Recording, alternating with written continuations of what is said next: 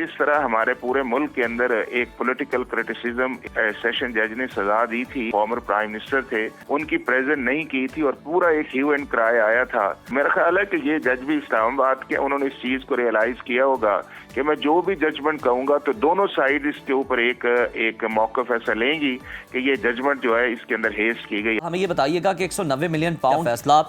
तीसरी बार है कि मौखर हो चुका है। आपको क्या लगता है फैसला बार बार क्यों मौखर हो रहा है?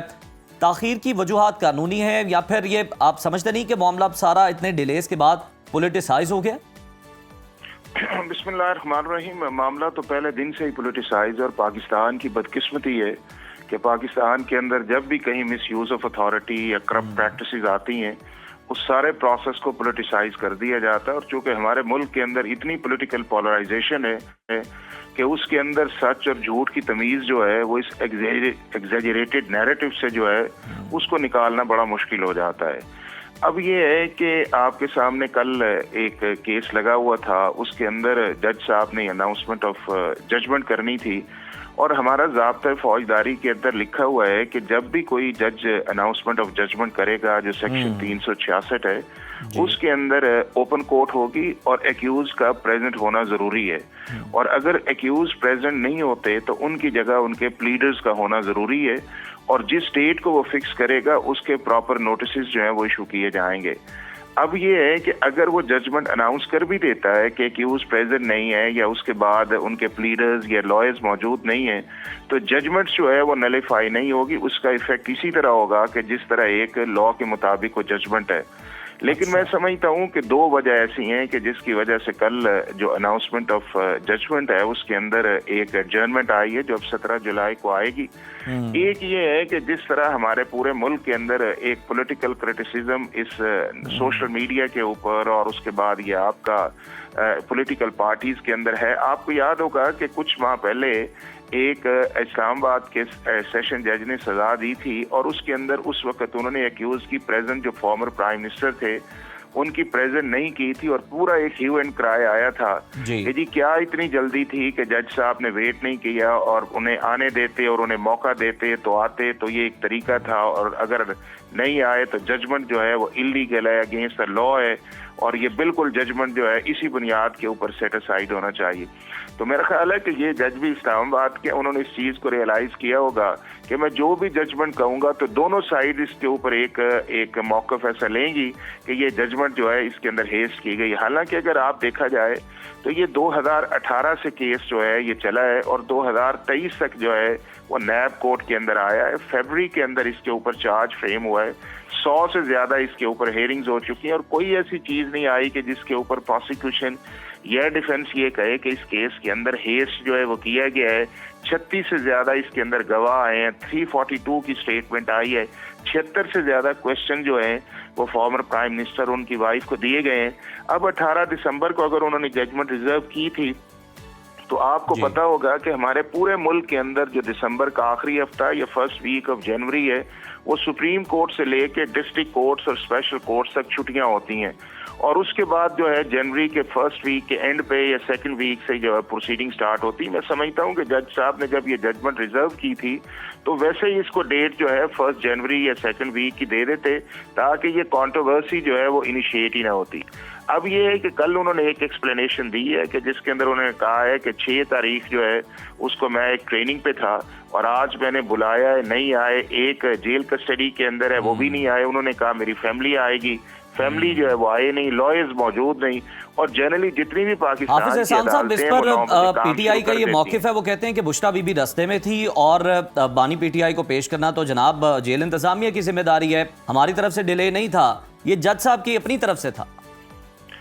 इसके अंदर मैं आपको बताऊं कि जितनी भी इस तरह के हाई प्रोफाइल केसेस होते हैं उसके अंदर एक रिस्पेक्ट का एलिमेंट जो है वो कोर्ट भी देखती है और जो जिनकी कस्टडी के अंदर होता है वो भी देखते हैं। अब आपने देखा होगा कि कभी भी फॉर्मर प्राइम मिनिस्टर ने ये नहीं कहा कि मुझे जबरदस्ती जो है वो इस ट्रायल कोर्ट के अंदर या और भी उनके जो केसेस चल रहे हैं उन्हें लेके आया है। उन्होंने कहा है कि जी आपका मैटर चल रहा है, आप आए उन्होंने कहा जी मैंने नहीं आना, उन्होंने कहा ठीक है नहीं आना, वेट कर लेते हैं, उनकी फैमिली आई नहीं है। और जब भी आप देखें कि अदालत का जो मैटर होता है वो फर्स्ट प्रायोरिटी आती, और अब भी ऐसी चीज है कि अदालत ने, मैं समझता हूँ कि एक अच्छा एक ऑर्डर किया है कि जिसके अंदर सारी अगर क्रिटिसिज्म जो थी वो मेरिट्स की बजाय इस चीज के अंदर चली जाती कि जी हम मौजूद नहीं थे, अगर ये फैसला किसी और तरह का आता है तो उस कंट्रोवर्सी जो लीगल क्रिएट होनी थी, जिस तरह आगे यूसुफ जई साहब फरमा रहे थे कि जी जज को अनाउंस कर देना चाहिए था, तो मैंने इसलिए आपको एग्जांपल दी ना कि कुछ माह पहले जो था वो जज हुमायूं दिलावर साहब ने एक जजमेंट दी थी। वो आप जजमेंट तो क्रिटिसाइज करें,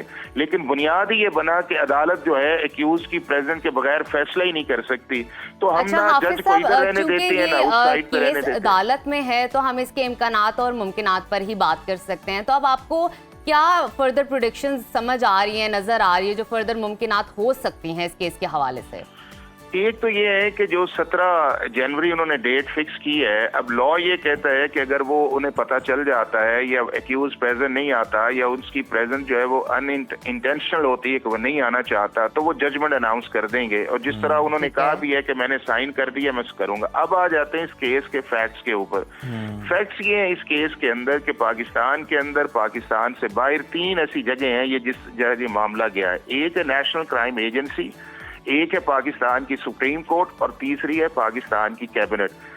नेशनल क्राइम एजेंसी जो बरतानिया की काम करती है, उसके जिम्मे ये है जो व्हाइट कॉलर क्राइम पे है कि अगर किसी जगह मनी लॉन्ड्रिंग का पैसा किसी मुल्क के अंदर आता है तो या उसको सेटलमेंट के जरिए उस मुल्क को वापस भिजवाएं अगर उनकी इन्वेस्टिगेशन के अंदर साबित हो जाता है, और अगर कोई शख्स कहता है कि नहीं मैं इस जाके अदालत के अंदर फेस करूंगा, तो वो अदालत के फैसले के बाद जो है वो उसे सजा भी होती है, क्रिमिनल पनिशमेंट भी आती है और पैसा भी फोरफीट करके पाकिस्तान या दुनिया के किसी मुल्क के जहाँ से आया हो जाया जा सकता है। अब इस केस के अंदर मनी लॉन्ड्रिंग जो है वो एडमिटेड है। 8 ऐसे अकाउंट्स थे जिनको फ्रोज किया गया और उसके बाद एक सिविल सेटलमेंट की तरफ चला गया कि जी पैसा पाकिस्तान की हुकूमत को दे दिया जाए। वहां पे ये है कि पाकिस्तान की सुप्रीम कोर्ट के अंदर एक और मैटर चल रहा था जो सिविल लायबिलिटी का था, तकरीबन 460 बिलियन का इशू था बैरियर टाउन और मलीर डेवलपमेंट अथॉरिटी का। अब उसके अंदर एक इंडिपेंडेंट पैसे आने थे और वहां के ऊपर जो क्रिमिनल लायबिलिटी थी वहां का पैसा पाकिस्तान की कैबिनेट को डाक के अंदर रख के किया गया कि पाकिस्तान की कैबिनेट कभी भी प्राइवेट सेटलमेंट में आज तक नहीं आती। असल वो उन्होंने उस चीज की एंडोर्समेंट करनी थी कि जो पैसा पाकिस्तान एक गवर्नमेंट डील करने जा रही है या जिस डील के ऊपर पाकिस्तान की तरफ से एक सिग्नेटरी है, वो पैसा पाकिस्तान के अकाउंट 1 के अंदर आना चाहिए। और वो चीज आपने देखा कि 2 दिसंबर को नोट पुटअप किया गया, हालांकि वो डीड तो पहले साइन हो चुकी थी 3 दिसंबर को और 6 नवंबर को उसकी प्रेस रिलीज भी एनसीए ने इशू कर दी थी। तो ये सारी चीजें ऐसी हैं कि जिसके अंदर एक लीगल और प्रोसीजरल क्लियर कट वायलेशन है और पाकिस्तान की कैबिनेट को जो है वो मिसडायरेक्ट किया गया उस नोट की वजह से, और उसके बाद आपने देखा कि उसे दिखाया भी नहीं गया। कभी भी मिस्टीरियस किस्म की जो है इस तरह की एक्सरसाइज नहीं होती और कैबिनेट मिनिस्टर्स भी बिल्कुल सही कह रहे हैं आप हाफिज एहसान साहब। लिफाफे को बंद रखा गया, काबीना में इसी तरह पेश करके मंजूर करवाया गया। और जो आपने बात की नेशनल क्राइम एजेंसी की, तो उसमें भी यही लिखा गया उनके एलामिये में, उनकी प्रेस रिलीज में, कि जनाब ये गवर्नमेंट ऑफ पाकिस्तान को जाएगा। सुप्रीम कोर्ट का कहीं मेंशन नहीं था।